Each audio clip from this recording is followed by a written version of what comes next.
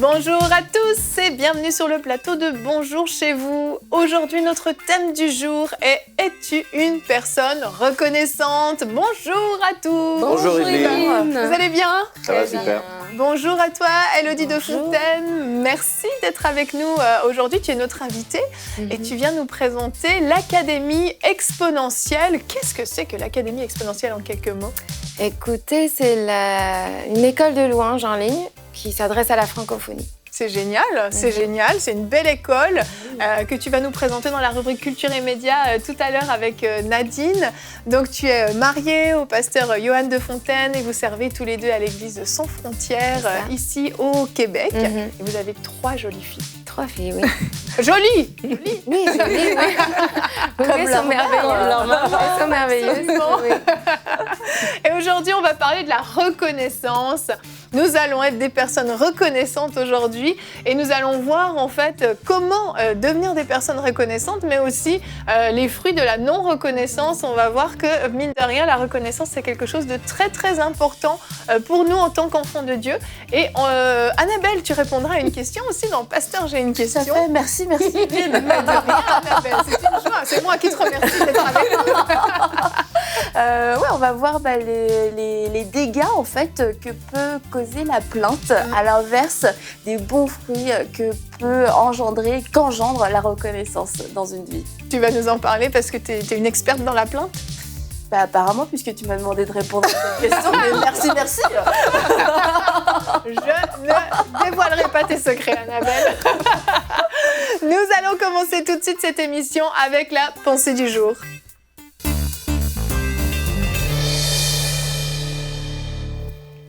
Alors, le titre de ma pensée aujourd'hui, c'est « Sais-tu dire merci ?» Et j'ai vraiment fait exprès de vous tutoyer et non de vous voyer parce que je veux vraiment m'adresser à toi spécifiquement. Et qu'en entendant cette pensée, tu te poses la question, tu te fasses une mise à jour pour savoir est-ce que je suis reconnaissant par rapport à ce qui est autour de moi? Est-ce que je suis reconnaissant dans mes rapports avec les autres? Est-ce que je suis reconnaissant même dans mon rapport avec Dieu? Alors, la Bible nous dit dans le psaume 103, le verset 2, « Mon âme bénit l'Éternel et n'oublie aucun de ses bienfaits. » Parce que oui, nous avons des raisons d'être reconnaissants, tant de raisons de dire merci. Et dans ce psaume, le psalmiste lui-même, il décrit plusieurs raisons pourquoi il bénit l'Éternel. Parce que l'Éternel qui guérit, c'est l'Éternel qui délivre, c'est l'Éternel qui le fait rajeunir comme l'aigle. Il décrit toutes sortes de raisons pour lesquelles il est reconnaissant. Et nous-mêmes aussi dans nos vies, nous devons développer ce type de cœur et développer ce type de langage de reconnaissance. De faire un bilan dans votre vie à vous. Pourquoi êtes-vous reconnaissant à Dieu? On peut déjà être reconnaissant tout simplement pour la vie. Le fait de respirer, le fait d'être en vie, le fait que notre cœur bat encore aujourd'hui, c'est un sujet d'être reconnaissant. Parce que beaucoup nous ont précédés et encore avant la fin de la journée, d'autres nous précéderont encore dans l'éternité. Donc nous devons dire merci à Dieu tout simplement pour la vie. Merci à Dieu pour ce qu'on a. Parce que vous savez, même si vous pensez que vous n'avez rien, vous avez quelque chose. Et le psalmiste a dit, je n'oublie aucun de ses bienfaits. Donc de faire le tri pour savoir qu'est-ce que j'ai réellement. Et vous allez voir que vous avez des choses. Si vous vous dites que vous n'avez rien, ben vous avez une télé parce que vous nous regardez. Vous avez Internet. Vous avez des yeux parce que vous nous voyez. Vous avez des oreilles parce que vous nous entendez. Donc, vous avez quelque chose. Alors, pour lequel être reconnaissant. Et aussi, la chose la plus importante, ben, c'est d'être reconnaissant pour ce qu'on est. On est enfant de Dieu. Christ nous a rachetés de la malédiction. Christ nous a amenés dans les lieux célestes. Christ a fait de nous des enfants de Dieu. Et ça, c'est vraiment une raison merveilleuse par-dessus tout pour le quoi être reconnaissant. Et malheureusement, dans la vie, il y a des voleurs de reconnaissance, j'appelle ça. Il y a des gens, il y a des choses ou des situations ou des attitudes de cœur qui viennent nous voler ce langage de reconnaissance, qui viennent nous voler ce cœur de reconnaissance, qui viennent nous voler ce regard de reconnaissance par rapport à la vie. Et un des voleurs de reconnaissance, ben, c'est la comparaison. La comparaison par rapport aux autres, penser que les autres ont plus que nous, que les autres sont plus heureux que nous, que les autres sont plus épanouis que nous, viennent nous voler la reconnaissance dans notre bouche. L'oubli du temps présent. Quand je dis l'oubli du temps présent, d'oublier à quel point c'est précieux le temps présent. Aujourd'hui, c'est précieux parce qu'une fois que la journée d'aujourd'hui elle est passée, ben c'est fini, elle reviendra plus. Et des fois, il y a des gens qui sont tellement dans une pensée de « je serai heureuse quand je serai mariée, je serai heureuse quand j'aurai le bon emploi, je serai heureux quand j'aurai terminé mes études ». Et on pense tellement à demain qu'on ne profite pas du temps présent. Et aujourd'hui, c'est une journée, c'est une raison pour laquelle être reconnaissant. Et la dernière chose, c'est la distraction que nous causent les épreuves, le chagrin qui peuvent nous causer des temps de difficulté et nous font voir que ce qui va mal dans nos vies. Mais le psalmiste a dit, il n'oublie aucun des bienfaits de Dieu. Et même si vous pensez par un temps difficile en ce moment, je suis certaine qu'il y a des raisons pour lesquelles vous pouvez et vous devez être reconnaissant à Dieu. Alors, je vous encourage, à la fin de cette pensée, de vous tenir devant Dieu et tout simplement dire, Seigneur, ouvre mes yeux devant les bienfaits que tu m'as donnés, que mes yeux quitte mon problème ou quitte la montagne pour me fixer vers toi. Et la Bible dit que lorsqu'on tourne les regards vers lui, on est rayonnant de joie. Alors soyez reconnaissants. Amen. Je suis reconnaissante pour toi, Nadine, pour cette belle pensée que tu as faite. La reconnaissance, ça paraît être un thème un petit peu simpliste. On se dit, bah oui, dire merci, c'est pour les enfants. On apprend à dire merci quand on est petit. Et on leur apprend à dire merci parce que c'est important. Pas juste parce que c'est de la politesse, mais parce que c'est important. C'est un style de vie, en fait, qu'il faut développer. Et c'est facile de dire merci quand quelqu'un fait quelque chose pour nous ou simplement nous donne quelque chose. Bon, là, on a ce réflexe-là, mais on pense pas toujours à dire merci, comme tu le dis, pour ce qu'on a déjà. Dire merci simplement pour des choses qui sont quotidiennes, qu'on vit tous les jours, qu'on a tous les jours, et puis dont on est devenu habitué. Et finalement, on oublie que c'est un privilège de les avoir, ces choses-là. On va regarder notre verset du jour, 1 Thessaloniciens 5, 16 à 18. Soyez toujours heureux. Priez sans cesse, exprimez votre reconnaissance en toutes circonstances, car c'est la volonté de Dieu pour vous en Jésus-Christ. Annabelle, j'ai l'impression que tu aimes beaucoup le visuel. Je t'entends glousser à côté de moi. Tu es reconnaissante pour Mamie. Mamie est dans la joie parce qu'elle a cultivé la reconnaissance tout au long de sa vie. J'aime ce verset. Si vous remarquez, il commence par « Soyez toujours joyeux ». Et en fait, pour être toujours joyeux, cultiver la reconnaissance, c'est vraiment une méthode extraordinaire. Parce que la reconnaissance, on en parlera tout à l'heure de la plainte avec toi, Annabelle, mais parce que la reconnaissance, justement, anéantit la plainte. La reconnaissance nous fait voir les choses avec des lunettes qui nous procurent de la joie, justement, parce que finalement, on est heureux de ce qu'on a. Nadine, on commence avec ton premier point. Comment on fait pour changer quand on n'est pas reconnaissant ? Il faut réaliser que la vie est un cadeau. Les bontés de Dieu sont tout autour de nous, j'ai envie de dire. Il y a un psaume que j'aime beaucoup, le psaume 71, verset 15. Il dit « Oui, tout le jour, j'annoncerai que tu accordes le salut, que tu dispenses sans mesure des bienfaits innombrables. » Et vraiment, avoir un cœur reconnaissant, c'est tout simplement ça, de voir la bonté de Dieu tout autour de nous. Et ça, c'est un langage à développer au quotidien. Tu sais, on part toujours le verre à moitié vide, le verre à moitié plein. Ça a l'air, optimiste ou pessimiste, mais c'est vraiment vrai. C'est une attitude de cœur à se forcer à avoir, à développer. Et quand on l'a, on voit les choses selon ce que Dieu fait. On voit la main de Dieu dans notre vie au quotidien. Et plus qu'on voit la main de Dieu, plus qu'on veut aller vers Dieu. Et plus qu'on veut aller vers Dieu, plus que Dieu va encore faire dans nos vies. Donc, c'est une roue, en fait, et c'est une attitude de cause à effet. Et c'est quelque chose qui est vraiment important de développer dans la vie, d'avoir ce regard-là, d'avoir ce cœur de reconnaissance envers les gens autour de nous, envers même les situations qu'on vit, d'avoir toujours le cœur de dire « Seigneur, montre-moi tes bontés sont autour de moi, c'est sûr et certain, montre-les-moi. » Nous, chez nous, on a souvent des biches qui viennent dans notre jardin et il y a des moments dans l'année, on en voit tous les jours des biches, une famille. On pense que c'est les mêmes, mais bon. Tu leur as mis un capteur GPS. Oui. T'as un élevage à côté, mais... Hein? Sinon, t'as un élevage à côté. Ça, en fait. Arrête. Mais merci. Et donc, on a régulièrement des biches qui viennent et on est à chaque fois émerveillés de voir les biches passer dans notre jardin. Et à chaque fois, même si elles viennent tous les jours pendant plusieurs jours d'affilée, dès qu'il y a quelqu'un de nous trois dans la maison qui voit une biche, biche. Et là, peu importe où t'es dans la maison, tu te trouves une fenêtre pour aller voir les biches, nos biches. Et à chaque fois, c'est parce que on est reconnaissant. Puis à chaque fois, il y a quelqu'un qui dit « Oh, merci Seigneur pour les belles biches ». Et nos téléphones sont remplis de photos et de vidéos de biches qu'on envoie toujours Tu aux nous as mêmes déjà personnes. envoyé. Ouais. Je confirme qu'on reçoit Et ça, des c'est biches. depuis qu'elle a un chien, en fait. Non, mais non, c'est trop mignon de voir des biches passer dans ton jardin. C'est vrai que Mais c'est c'est beau. juste de rester reconnaissant à chaque fois et de, tu sais, de garder un peu cet émerveillement de ces petites choses autour de nous parce que les biches, elles étaient déjà là hier, elles seront encore là demain. Mais je me suis dit non, il faut qu'on reste content de ce qui se passe pour rester reconnaissant dans ces petites choses-là de la vie. C'est vrai. Mais Oui. ça, c'est vrai pour les choses qui nous réjouissent. Mais je dirais que la reconnaissance, c'est aussi une puissance, justement, quand il y a des choses qui ne nous réjouissent pas. C'est vrai. C'est vraiment une arme, finalement, de se dire, si ça va pas, si je traverse quelque chose de compliqué, je peux choisir d'être reconnaissant et de voir, de défocaliser, je dis souvent ça quand j'en parle, défocaliser notre regard sur ce qui va pas, comme tu disais, Nadine. Et je choisis, oui, Seigneur, je vois la bonté dans cette épreuve-là, je veux voir, parce qu'il y a toujours une raison, donc... Qu'est-ce qui se cache derrière? C'est quoi la bonté de Dieu derrière ça? Donc, c'est même une arme, en fait. Ah, c'est sûr, c'est une arme extraordinaire. Et quand on la pratique, comme tu dis, dans les temps difficiles, elle est d'autant plus puissante parce que c'est vrai que c'est facile de se réjouir pour des biches parce que c'est quelque chose de beau, c'est quelque chose, mais c'est très vrai ce que tu dis, c'est une arme extraordinaire quand on est dans l'épreuve, au fond du trou et qu'on décide malgré tout, malgré les circonstances où on pourrait juste être accablé et puis être à terre, de dire Seigneur, je te remercie. Je te remercie parce que tu m'as sauvé. Je te remercie parce que tu es Dieu et parce que tu as des bontés en réserve pour moi. Je te remercie parce que tu vas te glorifier dans cette situation. Je te remercie parce que tu me donnes la force de me lever aujourd'hui malgré les circonstances.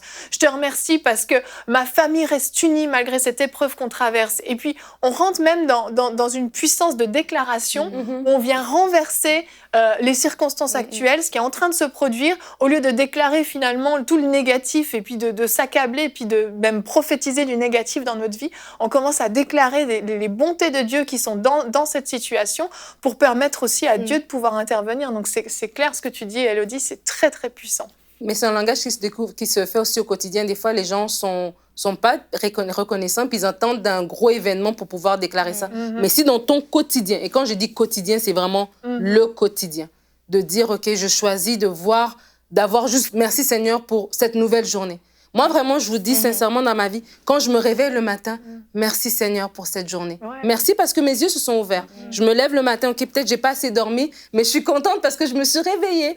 Voilà. Et puis vraiment d'avoir ce langage dans les petites choses. Merci pour la route, le chemin, la température, peu importe. Et quand on le fait dans le quotidien, dans les petites choses, après on peut les faire pour les grandes choses. Quand on les fait dans les petites choses, après on peut les faire pour les gens autour de nous. C'est vraiment une façon de voir la vie. Et j'appelle ça d'avoir une expectative positive, une perspective d'expectative, une attente positive. Tu sais plus comment tu Je ne sais plus comment j'avais écrit, mais c'était très beau dans mes notes.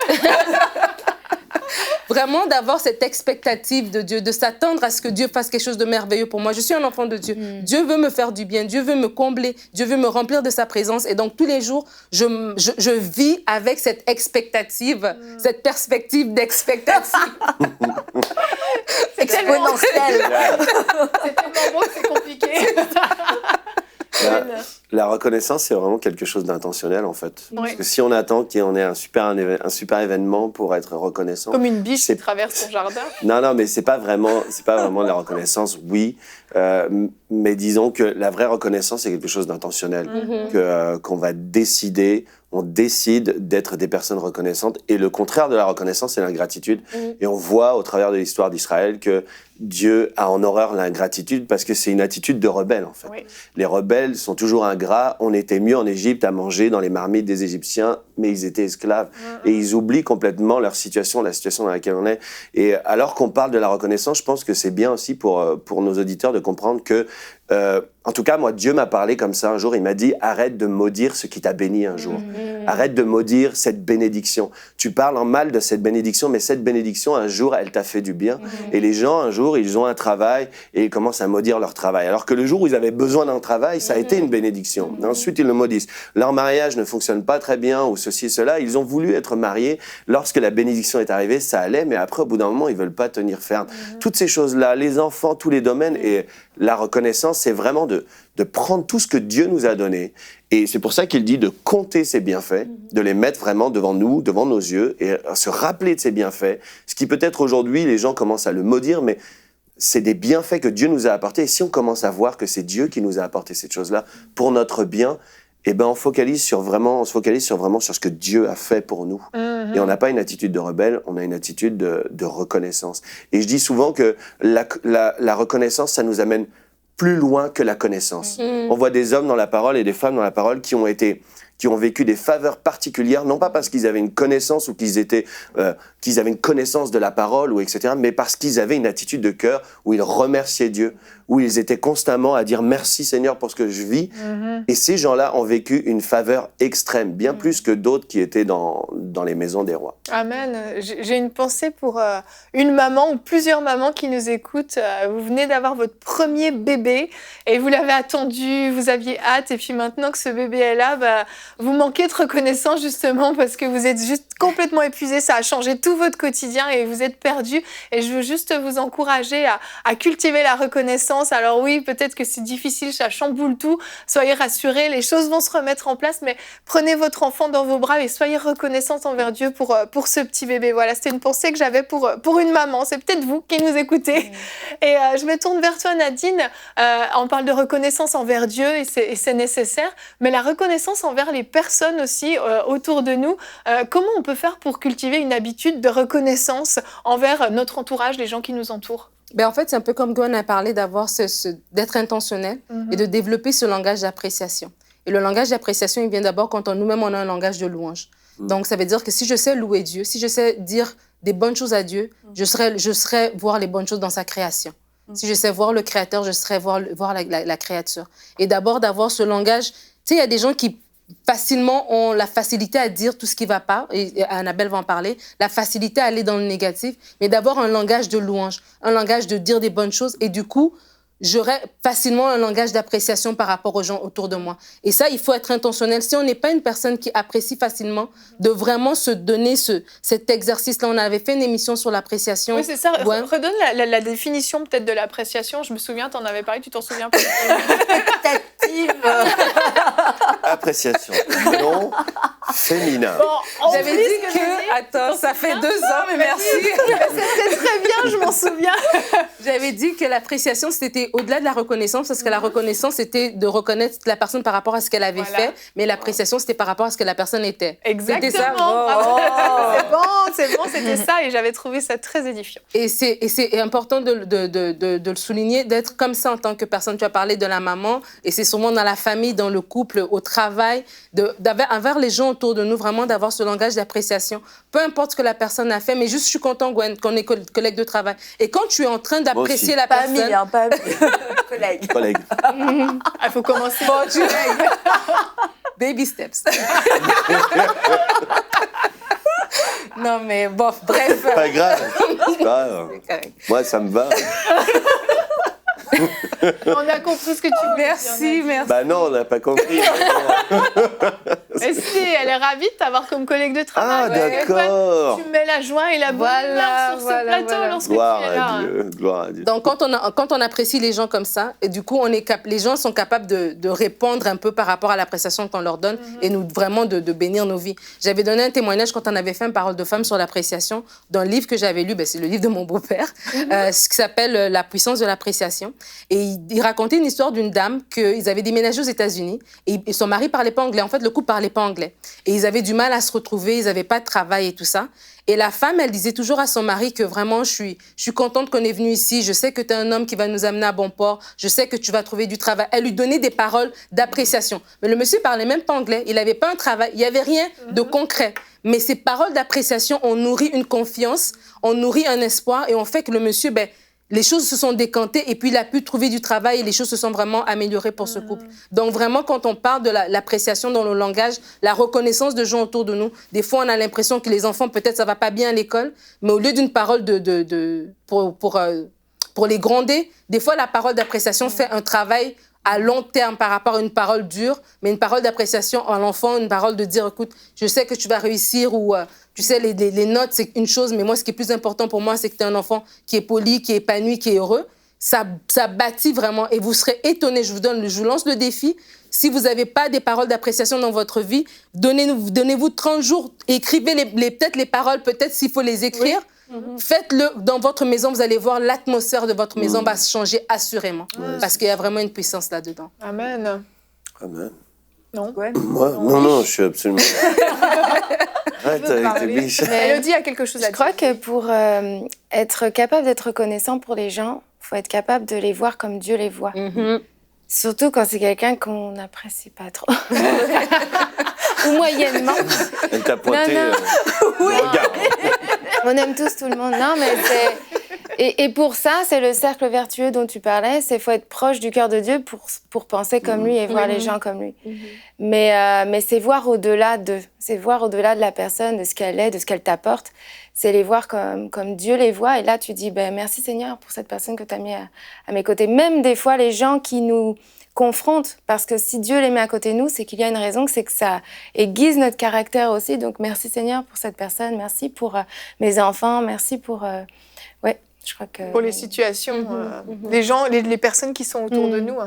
Je crois que ça peut être un vrai sujet de prière de demander au Seigneur d'ouvrir nos yeux sur les qualités des gens, sur la qualité de notre vie, parce que quand on n'a pas été non plus enseigné à être reconnaissant, lorsqu'on a évolué dans un foyer très critique où il n'y a rien qui va bien, rien n'est assez cuit, tout est trop chaud, trop froid, enfin bon bref, c'est pas inné d'être comme ça. Et même quand on devient chrétien, il y a toute une rééducation et on peut vraiment demander au Saint-Esprit des inspirations pour nous faire voir une beauté qu'on n'avait pas vue, une qualité qu'on n'avait pas vue et nous aider à les formuler aussi, parce que quelquefois il y a une gêne ou une timidité de pas oser dire à la personne je trouve que t'es jolie aujourd'hui, ta bonne mine. On se dit c'est nul de dire ça, parce que qu'est-ce que ça va changer à la vie de la personne.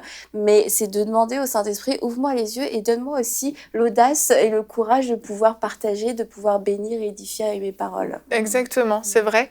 Tu voulais ajouter quelque chose, Gwen ? Non. Non, d'accord.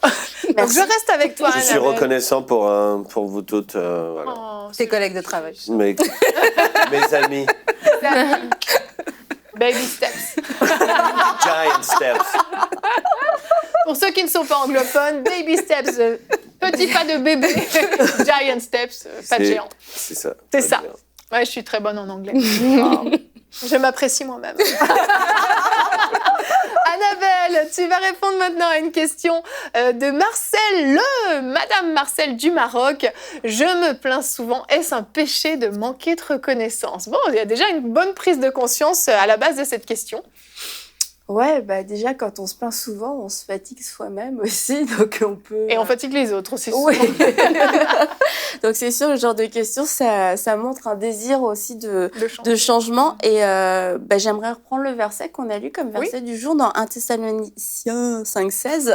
Soyez toujours joyeux, priez sans cesse et exprimez votre reconnaissance en toutes circonstances, car c'est la volonté de Dieu pour vous en Jésus-Christ. Amen. Donc déjà, première chose, c'est la volonté de Dieu que nous soyons reconnaissants en toutes circonstances, bonnes ou mauvaises. C'est vraiment l'attitude que Dieu recherche. C'est pas préciser quand ça va bien, soyez joyeux quand vous êtes content, soyez joyeux quand vous êtes content.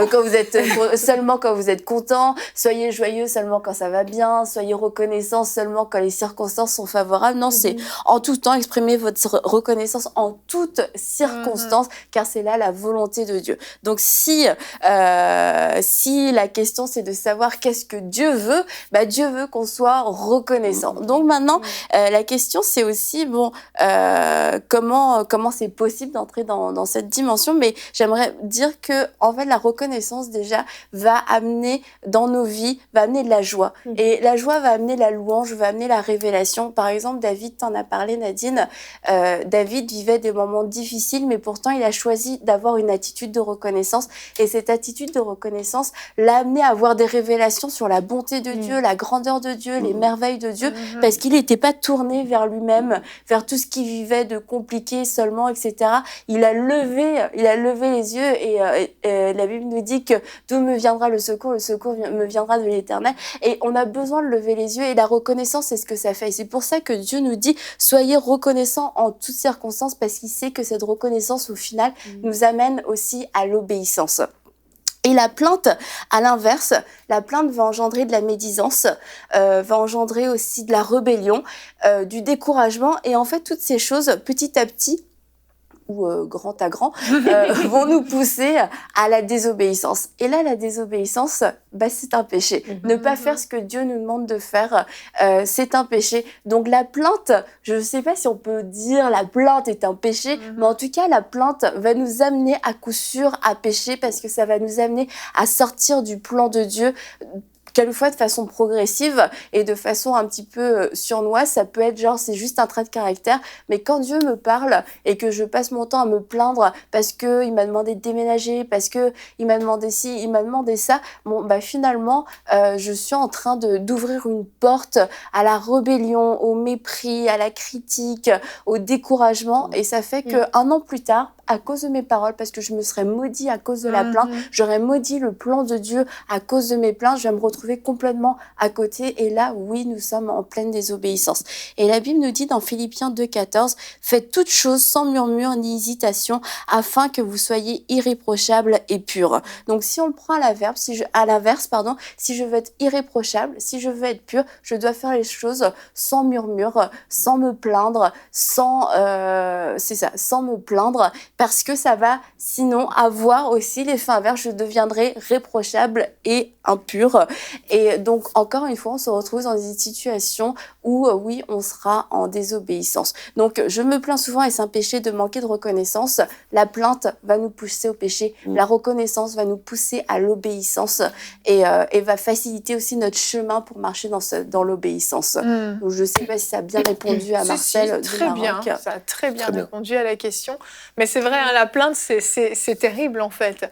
Et on s'en rend compte quand on la pratique, comme tu dis, parce qu'en fait, ça commence à faire germer des choses en nous. Et finalement, la plainte produit la même chose que la convoitise avec le péché, peu importe toutes sortes de péchés. Quand on convoite, on finit par y tomber. Quand on se plaint, on finit par devenir effectivement rebelle, désobéissant, etc. Et juste pour, je voulais rajouter ça, c'est que en fait, le fait de formuler de la plainte, c'est comme une espèce aussi d'insatisfaction ou d'appréhension, ce qui peut démontrer dans certains cas un manque de foi dans ce que Dieu veut et peut faire, parce qu'on n'arrive pas à voir tout ce que Dieu est capable de faire. Et du coup, dans la situation dans laquelle je suis aujourd'hui, c'est comme si la bonté de Dieu n'était pas suffisante. Et c'est pour ça que je dis qu'à fois on se maudit, parce qu'on est en train de maudire la bonté de Dieu, en train de réduire la bonté et l'amour de Dieu envers nous, et on se limite en fait. C'est vrai, c'est vrai. Je vous encourage à la maison, si vous avez une tendance à la plainte facile, je vous encourage à mettre vraiment un frein à votre bouche, à votre langue, et que vous ayez vraiment ce réflexe de vous auto-censurer. N'attendez pas que les autres le fassent pour vous. Si la plainte sort de votre bouche, confessez le contraire. Non, Seigneur, pardon. Et on se reprend jusqu'à ce que l'habitude de la plainte s'en aille, parce que finalement, c'est une très mauvaise habitude. Si vous avez des questions, vous pouvez nous écrire à l'adresse pasteurj'ainequestion@emcitv.com, et nous continuons maintenant avec vous deux, mesdames, dans la rubrique Culture et Médias.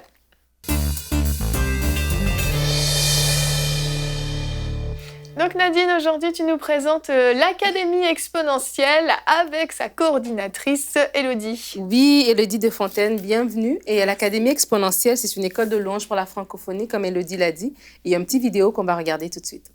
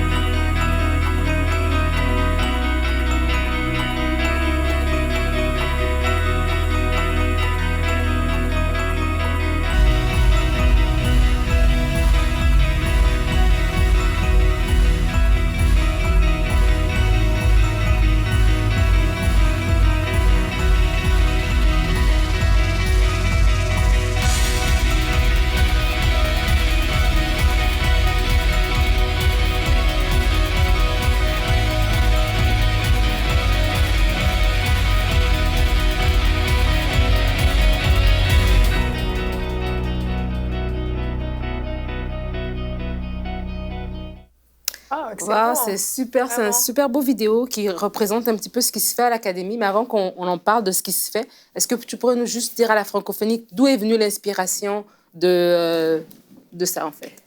Mais déjà d'un besoin. Moi, la louange fait partie de mon ministère. J'ai été responsable louange pendant une petite dizaine d'années. OK. Et c'est toujours, voilà, c'est Ça, toujours en attaché à continu. toi. C'est attaché à moi, indéniablement. Et en fait, ce qui s'est passé, c'est que mon mari et moi, on a créé en 2017 une association qui s'appelle Potentiel, mais avec un C. Et le but, vite fait, c'était de mettre en place des moyens, des outils, qui soient financiers, ressources humaines, formation, qui puissent révéler les potentiels des gens et les amener à notre niveau, voilà, pour qu'ils puissent rentrer vraiment dans le plan de Dieu. Et dans ce cadre-là, on avait à cœur une école de louange. Et le pasteur Luc Dumont, là, qui est un ami à nous, on en parlait naturellement avec lui au moment où ça venait sur notre cœur. Et puis finalement, pour s'entendre dire que lui aussi, ça faisait des années qu'il avait ça à cœur. Et donc, on a décidé de matcher nos souhaits. On aurait pu faire ça chacun de notre côté, mais on a vraiment cru au rendez-vous divin qu'il y avait là, de combiner vraiment nos forces pour offrir à la francophonie un outil, parce que des outils, il y en a, mais souvent anglophones. Et alors qu'il y a des ressources, des richesses vraiment chez nous. C'est vrai. Donc, on a décidé de faire ça ensemble. Et vous allez mieux comprendre du coup pourquoi on écrit exponentiel avec un C. OK. Parce qu'on a combiné l'exponentiel de exponentiel.net, dont Luc Dumont est cofondateur, et le C de potentiel de notre association. Donc voilà d'où est née l'Académie. Donc vous êtes cofondateur en fait, ou c'est Luc Dumont le fondateur de l'Académie? En fait, voilà, il y a exponentiel.net et potentiel. OK, qui sont vraiment mis en commun. C'est ça. OK. Et donc, là, si on voit sur le site, on voit qu'on peut, académieexponentielle.com, déjà, je le dis, on peut s'abonner. Et donc, c'est qui le public qui est visé? Parce que là, tu parles d'une école de louange. C'est à qui s'adresse votre école? Mais c'est sûr qu'on on s'adresse à tous ceux qui servent dans la louange, quel que soit leur service, parce qu'on veut offrir aussi des cours de très divers. C'est notre objectif, c'est pour ça qu'on ajoute des cours chaque mois. Mais pas seulement, je dirais, parce qu'on a aussi à cœur d'éveiller les gens à ce que c'est l'adoration et la louange. Donc ça, on est en train de mettre aussi des outils en place. Mais premièrement, c'est pour tous ceux qui servent dans la louange, pour les responsables, mais aussi les pasteurs qui veulent... En tout cas, c'est pour faire grandir les Lévites, lever une armée de Lévites dans la francophonie, pour les amener, si possible, en tout cas on met tout en œuvre pour ça, de là où ils sont, de leurs besoins, pour grandir, progresser. Parce que tout le monde n'a pas la chance de partir dans une école de louange, tout le monde n'a pas la chance de prendre des cours.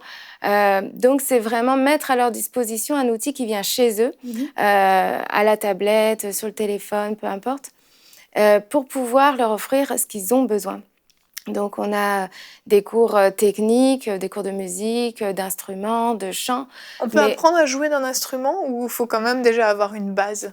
Mais en fait, les premiers cours qu'on a mis, il faut déjà avoir une base. Mais notre but, c'est vraiment d'amener les gens. On en reparlera tout à l'heure, mais ça fait partie des projets. Mais donc, voilà, d'instruments, donc très, très pratiques, des cours de chant, bien évidemment. Mais aussi tout l'aspect théologique, parce qu'il faut savoir aussi d'où ça vient, que dit la Bible sur la louange. Un aspect créativité, parce qu'on pense aussi à ceux qui ont ce don de composer, comment exprimer leur créativité. Mais aussi la louange à travers les âges. Et puis, enfin, on essaye d'être très divers parce qu'on veut que ça puisse parler à tout le monde. Et voilà. Ouais, c'est vraiment... et là, tu parlais justement des cours, parce que là, il y a des thèmes, comment développer un groupe de louanges, comment écrire un chant. Et vous avez plusieurs artistes, ou en tout cas plusieurs lévites dans la francophonie, comme Sébastien Demré, Sandra Kwame, Jean-Jean, Luc Dumont, Dan Lutin, et puis plusieurs personnes qui enseignent. Beaucoup. Et donc, après ça, je pense que j'allais justement vous demander... Avec tout ce qui se fait, il y a beaucoup de gens qui peuvent s'inscrire parce que c'est ouvert à tout le monde, c'est sur Internet. Donc, peu importe le pays que vous nous écoutez, vous pouvez vous inscrire. Et vous avez des témoignages aussi des gens des étudiants? Oui, on est très encouragés parce qu'on savait que c'était un besoin. Et les étudiants nous le confirment vraiment, au point que je suis vraiment surprise. Par exemple, il y a des étudiants... Enfin, souvent, je reçois des messages « Merci, c'est une bénédiction, on attendait que ça. C'est vraiment, ça répond à mon besoin. Ça m'apprend beaucoup de choses, etc. » Et un témoignage qui m'a vraiment marquée, c'est qu'on essaye d'être réactif quand il y a des petits bugs techniques, des choses comme ça. Et un jour, il y a eu un petit souci au niveau du paiement de la personne. Et puis, elle me dit, ça a annulé, enfin, ça a pris mon paiement, ça a annulé mon abonnement. Enfin, ça n'arrive pas, hein, tout marche très bien, mais là, elle-même avait fait une manip qui avait saboté son truc. Et elle a dit, ça m'oblige à payer 2 fois, mais c'est pas grave, vous nous bénissez tellement, je paye 2 fois ce mois-ci. Et j'ai dit, waouh, c'est vraiment quand même un signe que c'est une bénédiction et c'est pas que nous qui le disons, quoi. Et c'est ça, c'est sur la plateforme, c'est ça, comme vous dites, c'est sur la plateforme, il y a 40 heures de cours. Oh, il y en a plus maintenant. Il y a plus de 40 heures, en tout cas, c'est ce que j'ai écrit. Il y a des webinaires, il y a du nouveau contenu chaque mois. Et là, vous parlez qu'il y avait des nouveaux projets aussi que vous aviez par rapport à la Oui, ben, comme disait Evelyne, en fait, on sait que souvent, il y a un besoin d'apprentissage et on pense à... Parce que tout le monde n'a pas la chance d'avoir un full band, une équipe complète. On pense à ces églises qui souvent, c'est quelqu'un tout seul à la guitare. Et on s'est dit, on va mettre en place des cours de guitare débutants avec une progression. Génial. Ouais, donc ça, c'est un des projets. Et puis, on a un autre donc, pour vraiment parler aux adorateurs qui servent ou pas. Donc, voilà, plein de choses qui se mettent en place. On rêve aussi d'une convention, pourquoi pas, un jour. Mais voilà. Et ça, c'est vraiment... Non, allez-y. Non, c'est juste, en fait, je disais plus de 40 heures parce que chaque mois, on en rajoute. Ah, ok, d'accord. Parce qu'on a mis un stock de base, je dirais, pour démarrer, pour que les gens aient déjà du contenu. Mais tous les mois, on rajoute parce qu'il y a toujours des choses à apprendre. On veut... là, il y a Andréane Lafleur qui nous donne des cours sur le chant, la voix. Donc, en 1 heure, on n'a pas le temps de voir tout. Donc, régulièrement, on en poste sur le site et voilà. C'est génial. Et tu parlais de paiement, je ne sais pas si tu voulais en parler, mais il y a un coût, j'imagine? Oui, parce que c'est une formation, c'est une école. Donc, tout comme on va s'inscrire pour apprendre le dessin, Tout à fait. nous, on croit dans l'investissement, dans son propre potentiel et dans sa destinée. Donc, c'est une école. Et effectivement, il y a un abonnement qui peut être payé soit mensuellement, soit une fois à l'année. Forcément, le forfait à l'année revient moins cher au final. Mais voilà, et pour qu'on puisse aussi faire découvrir l'école, on a aussi un forfait découverte qui est gratuit, qui donne accès à déjà quelques cours. Pour, c'est normal, les gens ont besoin de voir à quoi ça ressemble. Surtout quand c'est par correspondance, c'est vrai qu'on a besoin d'avoir une idée concrète. Et c'est vraiment une plateforme extraordinaire. Et comme tu as dit, c'est que c'est ouvert à toute la francophonie. C'est par Internet, donc pas besoin de vous déplacer. Peu importe où est-ce que vous êtes, vous avez accès à Internet, vous pouvez vous inscrire. Et comme tu as dit, c'est que de l'église qui a tout ce qu'il faut, donc la batterie, la basse et tout ce qu'il faut, à l'église qui a juste 2-3 personnes ou une seule personne, vos besoins vont être répondus en allant sur ce site Académie Exponentielle avec un C.com. C'est ça.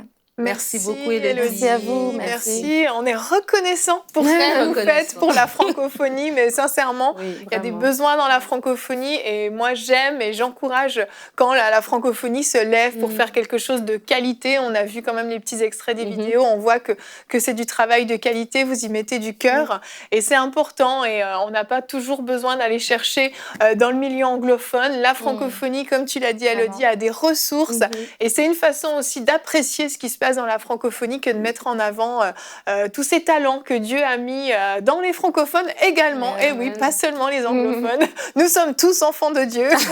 Merci Élodie d'être venue sur notre plateau pour nous parler de votre académie. Et nous allons nous retrouver demain. Demain, notre thème sera « Comment puis-je aider mes proches malades ?» Et oui, malheureusement, certains d'entre vous avaient des proches qui sont souffrants et nous allons voir comment nous pouvons aider et porter par la foi nos nos proches malades. Et nous aurons dans la rubrique C'est mon histoire la suite de la semaine dernière avec le témoignage de Rachel Dufour qui est venue partager son point de vue à elle alors que son mari était malade. Vous aviez découvert son témoignage la semaine dernière. Aujourd'hui, vous allez voir comment, en tant qu'épouse, elle a porté son mari, elle a soutenu son mari et comment elle a vécu tout ça. Donc ne manquez pas l'émission de demain. Allez, bonjour chez vous.